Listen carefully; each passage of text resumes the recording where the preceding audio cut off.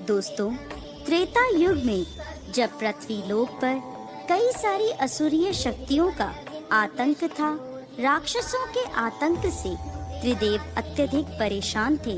वे इस बात से चिंतित थे कि उनके दिए हुए वरदान ही पृथ्वी लोक में आतंक का कारण बन गए हैं।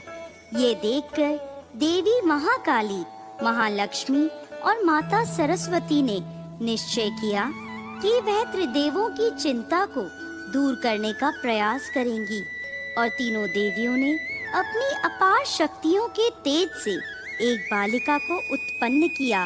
उस बालिका ने अपने जन्म का कारण पूछा।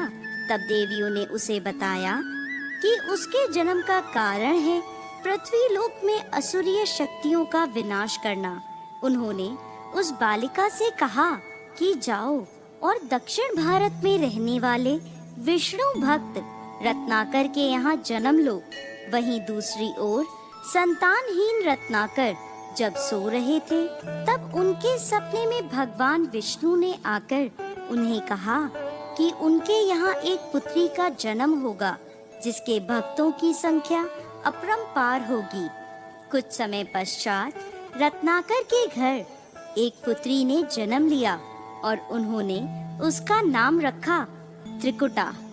बचपन से ही त्रिकुटा को दिव्य ज्ञान प्राप्त करने की तीव्र इच्छा थी। जल्द ही उन्हें ज्ञात हो गया कि वो यह ज्ञान तपस्या और ध्यान से ही अर्जित कर सकती हैं। लेकिन परिवार में रहकर यह असंभव था। तब त्रिकुटा ने यह बात अपने पिता को बताई और कहा, पिताजी, मैं घर त्याग कर समुद्र किनारे तपस्या करना चाहती हूँ।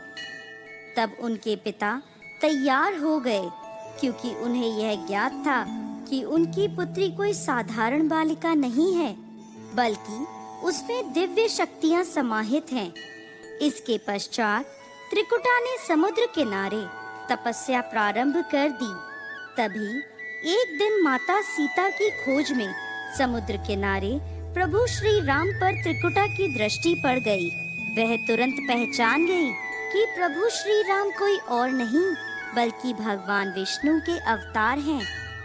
वह श्री राम के पास गई और उनसे आग्रह किया कि वह उसे अपने में समाहित कर ले, परंतु प्रभु श्री राम ने कहा कि यह उचित समय नहीं है। मैं तुम्हारी श्रद्धा से प्रसन्न हूँ, इसलिए आज से तुम्हारा नाम वैष्णवी होगा। वनवास के पश्चात मैं पुनः तुम्हारे पास आऊंगा। अगर तुम उस पल मुझे पहचान गई तो मैं तुम्हारी इच्छा अवश्य पूर्ण कर दूंगा। ये कहकर वह सीता जी की खोज में निकल गए। काफी समय बीत गया, लेकिन वैष्णवी का प्रभु श्री राम की प्रतीक्षा का समय समाप्त नहीं हुआ। तभी एक दिन एक वृद्ध व्यक्ति वैष्णवी के समक्ष आया और बोला, तुम अति सुंदर हो, पर तुम्हारा इस एकांत स्थान पर अकेले रहना कदापि उचित नहीं है। तुम मुझसे विवाह कर लो। यह सुनकर वैष्णवी ने उस वृद्ध से कहा, चले जाओ यहाँ से, मैं पहले से ही प्रभु की हो चुकी हूँ, वो मुझे स्वीकारने आते ही होंगे। तभी एकाएक वैष्णवी को लगा कि उससे कुछ गलती हो गई है, परंतु जब तक वह कुछ समझ पाती तब तक बहुत देर हो चुकी थी, क्योंकि वो वृद्ध कोई और नहीं बल्कि स्वयं प्रभु श्री राम थे। वैष्णवी ने उनसे क्षमा मांगी, परंतु प्रभु श्री राम ने वैष्णवी से कहा कि आपका मुझे पहचान ना पाना यह दर्शाता है कि आपकी इच्छा पूर्ण करने का उचित समय अभी नहीं आया है, क्योंकि आपको अभी पृथ्वी पर रहकर बहुत कार्य संपन्न करने हैं।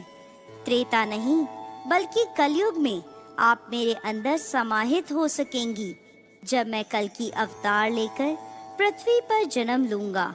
इसके पश्चात श्री राम ने वैष्णवी को यह निर्देश दिया कि वह उत्तर भारत में स्थित त्रिकुटा की पहाड़ियों में जाकर तपस्या करें, वहीं अपना आश्रम स्थापित करें और अपनी शक्तियों से मानव का कल्याण करें। इसके पश्चात वैष्णवी ने तत्काल उत्तर भारत की पहाड़ियों की ओर प्रस्थान किया और वहां जाकर अपनी तपस्या प्रारंभ करी।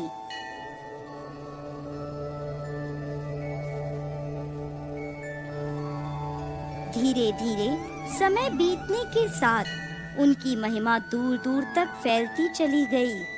परंतु एक दिन जब महायोगी गोरखनाथ को वैष्णवी के बारे में पता चला, तब उन्होंने तत्काल अपने शिष्य भैरवनाथ को बुलाया और वैष्णवी पर दृष्टि रख यह पता लगाने को कहा कि आखिर ऐसा क्या है कि इतनी संख्या में लोग उसके पास जा रहे हैं। इसके पश्चात भैरवनाथ उन पर हर पल दृष्टि बनाए रखने लगा और धीरे धीरे वह वैष्णवी की अलौकिक सुंदरता पर मोहित हो गया और उनसे विवाह करने के लिए उत्सुक हो गया।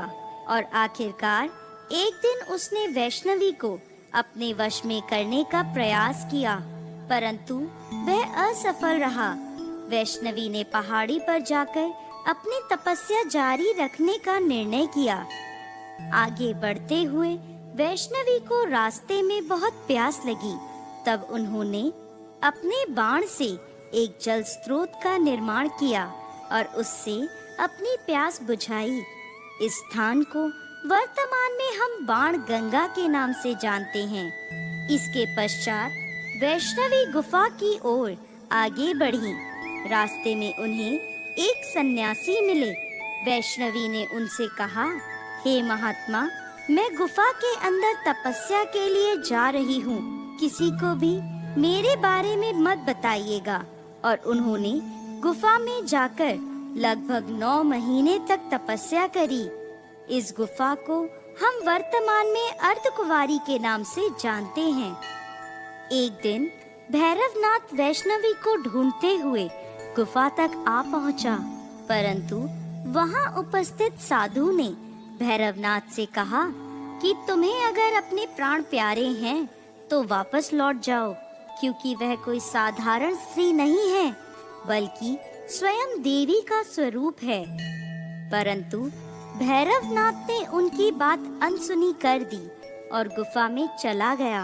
इस बार वैष्णवी के धैर्य का बांध टूट गया और वैष्णवी ने देवी का उग्र रूप धारण किया और भैरवनाथ का सिर धड़ से अलग कर दिया। भैरवनाथ को अपनी गलती का एहसास हो गया और उसने माता से क्षमा मांगी। तत्पश्चात माता ने उसे आशीर्वाद दिया कि भविष्य में उनके दर्शन के पश्चात भक्तों को भैरवनाथ के दर्शन करना आवश्यक होगा, तभी उनकी यात्रा पूर्ण मानी जाएगी। और फिर माता वापस अपनी गुफा में चली गई और अपने मनुष्य रूप को त्याग कर 3 मुख वाले पत्थर का रूप धारण कर लिया। यह 3 मुख महाकाली, महालक्ष्मी और महासरस्वती के माने जाते हैं। तो दोस्तों, आपको आज की हमारी ये जानकारी कैसी लगी, हमें कमेंट बॉक्स में लिखकर ज़रूर भेजिएगा और साथ ही साथ हमारे इस चैनल को सब्सक्राइब करना ना भूलें। जय माँ वैष्णो देवी।